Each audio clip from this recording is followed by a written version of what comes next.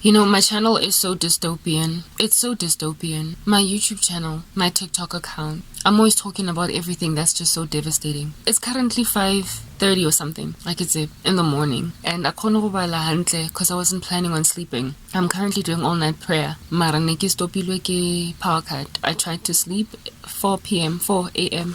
The power cut came at 4 a.m. There was one yesterday from 8 to 10. You know, these ones say it's along after every 6 hours.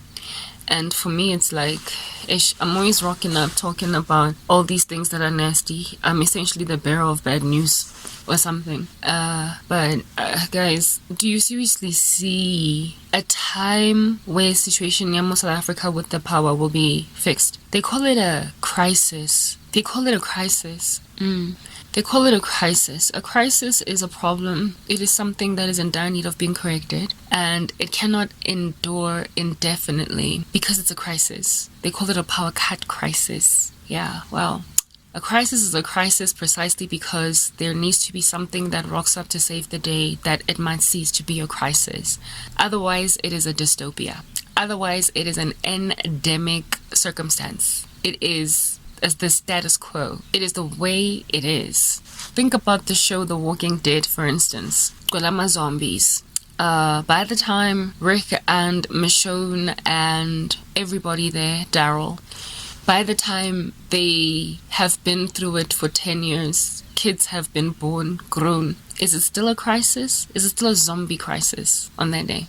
Or is it a new normal? Is it a flagrant dystopia now? Is it just the way that it is? There is no problem. There is no solution anymore because the problem is now the status quo. It is the way things are. It is now the world as we know it. It belongs to the zombies. We are just part of it. It belongs to the walkers. We are just part of it. Yeah. Once something has lingered for so long, with there being no solution and no end in sight as to the end of the mania, we are no longer dealing with a crisis. We're dealing with a new normal that is dystopian. We are dealing with a status quo. We are dealing with a state of being. We are dealing with a new normal. South Africa is not in a power cut crisis. We are in a powerless dystopia. It's not stopping, it's not getting better. I remember when these power cuts started, I was perhaps in my early 20s. I'm 38. And these power cuts were a shock to my system because I was a student alongside an employee in corporate, and because I was studying part-time, and every so often the power would get cut when I'm in the middle of my studies or something. And I remember feeling so frustrated because I can't see my books. I also remember feeling frustrated because whatever it is that was the project I had commenced on my computer, it was before autosave. I would freak out that I forgot to save on time lest there should be a power cut. And even then, it was a power cut that only lasted 2 hours in one day, and that one power cut was usually within an interval of every perhaps 2 weeks, 3 weeks. It was so infrequent, scattered about so sporadically that it was not something that I imagined the South African government, upon it impending upon us, with it encroaching up our skirts like a pervert, that it'll just leave it as it is. They called it load shedding indeed back then, and I imagined that they would do something about it, that they would realize that this is not okay. I didn't grow up with Timwa. I grew up in the latter part of apartheid, entering into the new South Africa, the democracy, the born free era. And despite the tumult politically, there was always electricity if at all you paid your power bill. This thing started, not even in high school do I remember this being a thing. High school, I was there 1998 to 2002. Never. Started when I was at varsity. Started when I was working in corporate. And it was so sporadic and so sparsely scattered that I did not imagine for the life of me that it would one day get to the point. It was already enraging back then to have a power cut for 2 hours. It made me antsy, sit at the edge of my seat, and it made me uncomfortable. It was already menacing back then. I never fathomed that the South African conglomerate, the population, would ever take in their stride an incrementally worsening situation where the power cuts would not only become 2 hours every 7 days, every 2 weeks, every 3 weeks, just one day in that time for 2 hours only, but that there would ever come a time when there would be a whole 4-hour outage And even then, it is preceded 6 hours prior to a 2-hour outage. And even then, that same other one has been preceded also by another 2-hour outage. That people would die in hospitals because of this. That, what is this? Businesses would basically have to shut down because of this.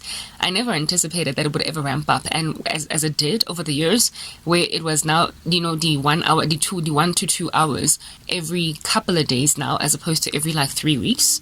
It then became the menacing distress that literally slapped us this year alone in 2022, where we have got multiple power cuts a day of 2 hours in duration, sometimes 4 hours in duration. And they're just taken in the stride of the country. People actually plan for it. They anticipate it might happen, and they just take it in their stride.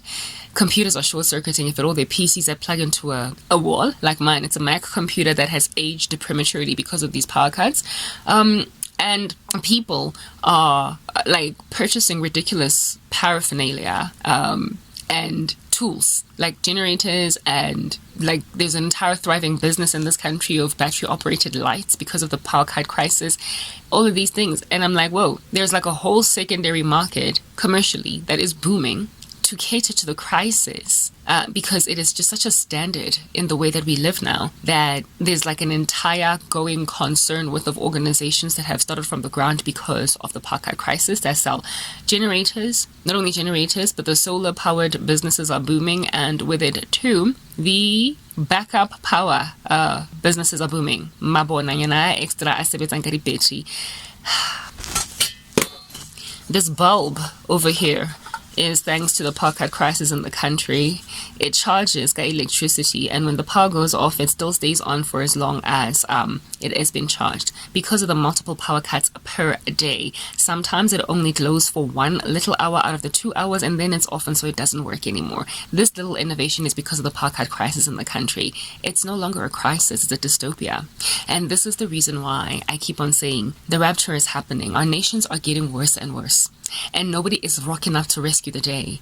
As soon as we had our first load shedding issue, there should have been a little bit of an embargo, I don't know, some gathering of a whole bunch of clever people to nip this random thing in the bud, invest a whole bunch of finances to correcting the situation, to erecting brand spanking new towers for electricity. Instead, we are sitting with 6 power cuts per day, or 3, all the duration of which varies from anything to 2 to 4 hours. And you call it a crisis. No, it's a dystopia. It's The Walking Dead. In the Bible, it is written that in the last days, nations will be in perplexity, the sea and the waves roaring. People will be very greatly disquieted by their governments, and it's going to cause a massive amount of civil unrest. It's the kind of stuff that ushers in the Antichrist. I've been thinking maybe I've got a future here in this land, in this world, but I'm thinking, no, you know what, I'm going home. This is the kind of stuff that the rapture is made out of. I get to be why ke sa kgone ho robala, ke sa plena ho robala, because of motlakase that keeps on going off, and I'm tired of lamenting about such random things as these. I don't like this bulb.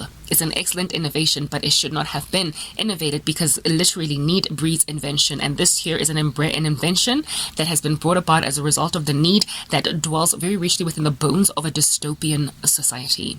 I'm out in Christ's name. Peace.